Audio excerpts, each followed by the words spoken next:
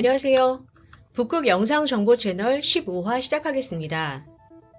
첫 번째 소식입니다.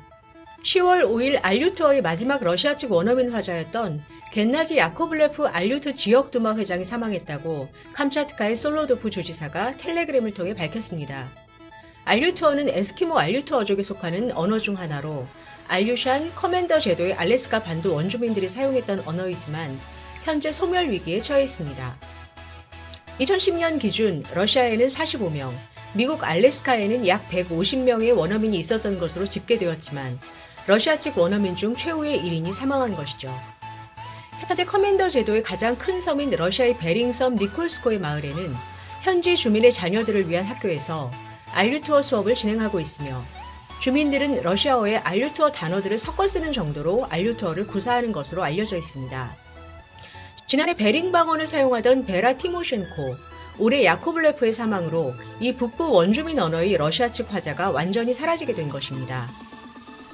인류의 문화유산 중 하나인 소멸 위기를 겪고 있는 전 세계 소수민족 언어들의 연구와 보존 작업이 더욱 절실함을 느낍니다.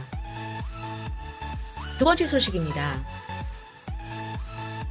북극의 아르한겔스크에서 오는 11월부터 12월까지 제6회 북극 오픈 영화제가 열릴 예정입니다.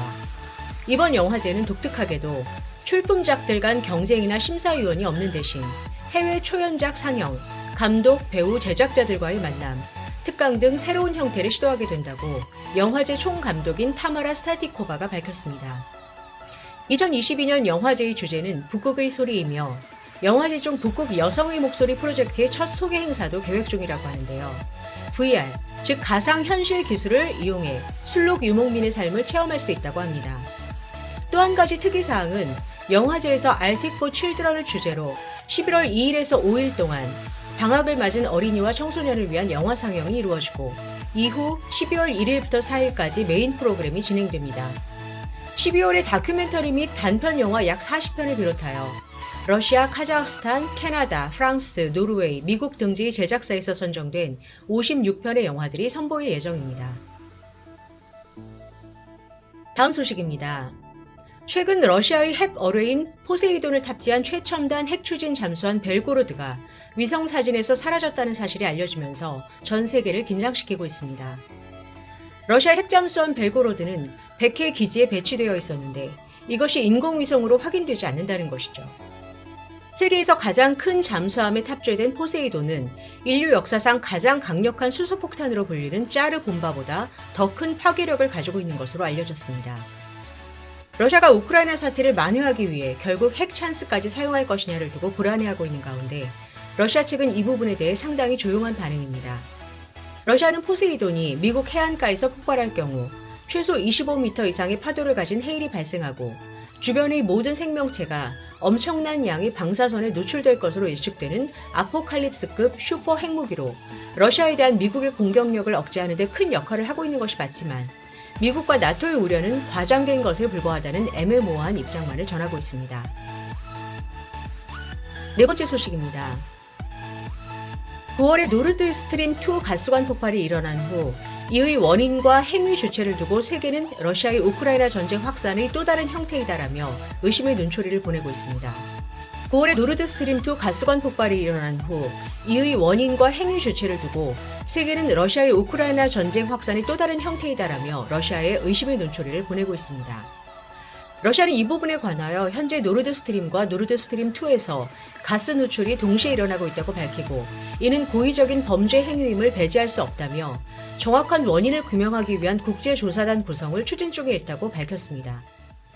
미국과 러시아가 서로의 개입을 부정하고 가스관 수리에 몇 달이 걸릴지 장담할 수 없는 상황에서 당장 올겨울 유럽의 난방 문제가 수면 위로 떠오르고 있는데요. 유럽연합 측은 노르드 스트림 사태가 유럽의 가스 공급이나 가격 폭등에는 영향을 미치지 않을 것이라고 밝혔습니다. 다섯 번째 소식입니다.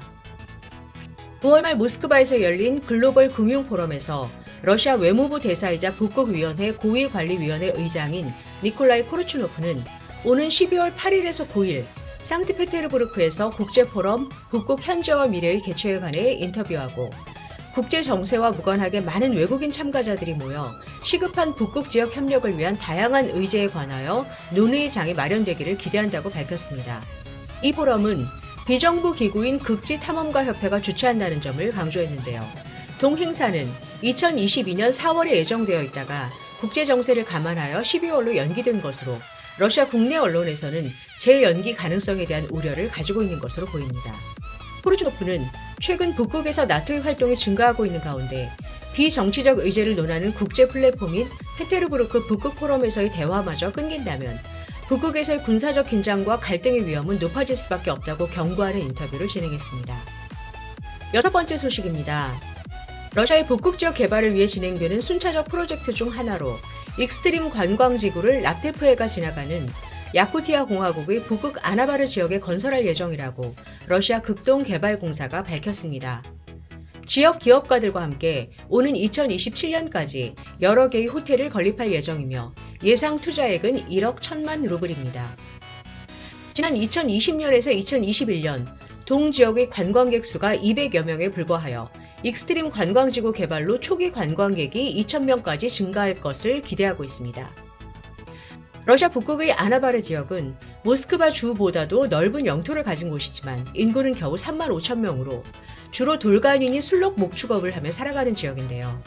이들의 문화와 생활 양식을 구경하고 북쪽의 야생 술록, 북극 여우, 사양소, 북극곰과 같이 희귀동물을 볼 수 있는 테르비아의 투모스 자원보호구역 2가지가 주요 관광 자원이 될 것이며 이외에도 래프팅과 낚시, 고대 빙하, 랍테프 해안에서 멸종 위기종으로 구분되는 바다 코끼리를 구경하는 것도 포함될 예정입니다. 북극 지역의 재료들로 꾸며진 지역 요리를 맛보는 것도 놓칠 수 없는 프로그램 중 하나라고 합니다. 야쿠티아의 비자원 경제 개발에서 관광은 가장 우선순위로 레나강과 오미야콘의 레나필라스 국립공원, 북극 탐험 등의 관광 산업이 활발하게 진행되고 있어 현재 관광객의 수가 코로나 이전 수준인 19만 명으로 돌아왔다고 합니다. 이것으로 북극 영상 정보 채널 지금 북극은 15화를 마치겠습니다. 감사합니다.